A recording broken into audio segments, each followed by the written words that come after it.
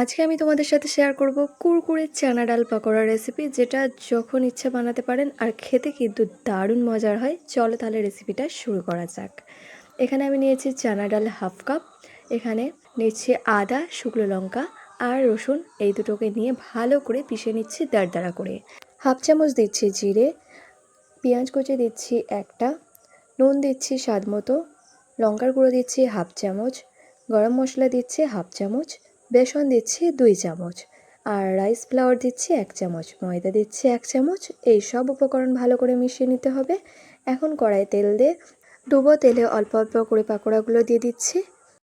গ্যাসের ফ্লেম মিডিয়ামে রেখে এখন উল্টে পাল্টে পাকোড়াগুলো খুব ভালো করে ভেজে নিতে হবে। পাকোড়াগুলো এখানে আমার ভাজা হয়ে গেছে, এখন আমি এগুলো প্লেটের মধ্যে তুলে নিচ্ছি। এই যে দেখুন, এটা এখন রেডি। তাহলে দেখলেন তো কত ঝটপট তৈরি হয়ে গেল আমাদের আজকের মুচমুচে চানা ডাল পাকোড়া। বৃষ্টির দিনে চায়ের সাথে যদি এই চানা ডাল পাকোড়া থাকে তাহলে আর কি লাগে বলুন তো। আমার যদি রেসিপিটা ভালো লাগে তাহলে অবশ্যই ট্রাই করবেন, আর কেমন লেগেছে আমাকে কমেন্টে অবশ্যই জানাবেন। আজকে আমি তোমাদের সাথে শেয়ার করব খুবই টেস্টি এবং কুরকুরে পটেটো স্ন্যাক্সের রেসিপি, যেটা যখন ইচ্ছা বানিয়ে খেতে পারেন। তাহলে চলুন শুরু করা যাক আজকের রেসিপিটি। এখানে আমি একটা আলু নিয়ে নিয়েছি। আলুটা এখন চাকা চাকা পাতলা পাতলা করে কেটে নেব। এইগুলো পুরো কাটা হয়ে যাওয়ার পর আমি এখানে সরু সরু করে এখন আলুগুলো কেটে নিচ্ছি। আলুগুলো কাটা হয়ে গেলে ভালো করে পরিষ্কার পানিতে ধুয়ে নিতে হবে। ভালো করে ধোয়া হয়ে গেলে আলুটা এখন প্লেটের মধ্যে নিয়ে নিচ্ছি। এখন এতে দিচ্ছি স্বাদ মতো নুন, হাফ চামচ গোলমরিচের গুঁড়ো, হাফ চামচ লঙ্কার গুঁড়ো, আর 1.5 টেবিল চামচ দিচ্ছি কর্নফ্লাওয়ার, আর 1 চামচ ময়দা দিয়ে ভালো করে আলুটা মাখিয়ে নিতে হবে। আলুটা মাখানো হয়ে গেছে, কড়াইয়ে দিচ্ছি তেল। আজকের আলু ফ্রাইটা আমি ডুবো তেলে ভাজবো, আর এইভাবে আমি নিয়ে নিয়েছি। আপনারা যে কোনো শেপেই করতে পারেন। এখন উল্টে পাল্টে লাল করে পটেটো ফ্রাইসগুলো করে নেব। এই যে দেখুন, এখানে আমাদের মুচমুচে পটেটো ফ্রাইস এখন পারফেক্টলি রেডি। এটা এখন আমি প্লেটের মধ্যে তুলে নিচ্ছি। কত সিম্পল, তাই না? তাহলে দেখলেন তো কত ঝটপট তৈরি হয়ে গেল আমাদের আজকের মুচমুচে পটেটো স্ন্যাক্সের রেসিপি। আশা করছি আপনাদের ভালো লেগেছে। ভালো লাগলে অবশ্যই একবার ট্রাই করবেন। ইভিনিং স্ন্যাক্স হিসাবে এই রেসিপিটা একদম পারফেক্ট, আর যখন তখন বানিয়েও নেওয়া যায়। এটা মেও অথবা টমেটো কেচাপের সাথে আপনারা সার্ভ করতে পারেন।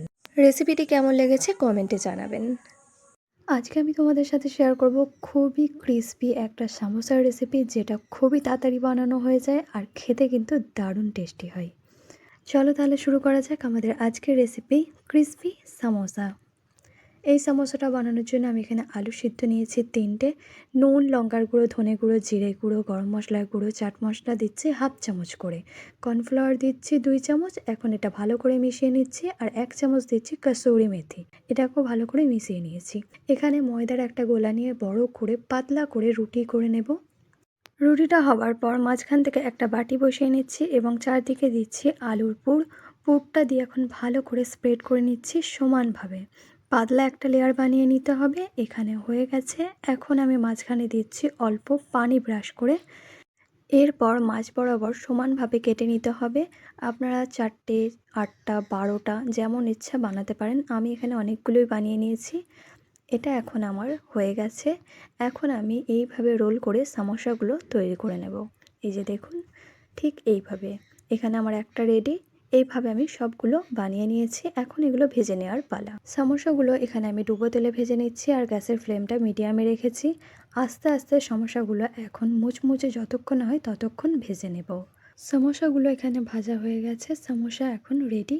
এটা এখন পরিবেশন করে নেওয়ার পালা। তাহলে দেখলেন তো কত ঝটপট তৈরি হয়ে গেল আজকের সমোসা রেসিপিটি। রেসিপি ভালো লাগলে অবশ্যই ট্রাই করবেন। আল্লাহ হাফিজ।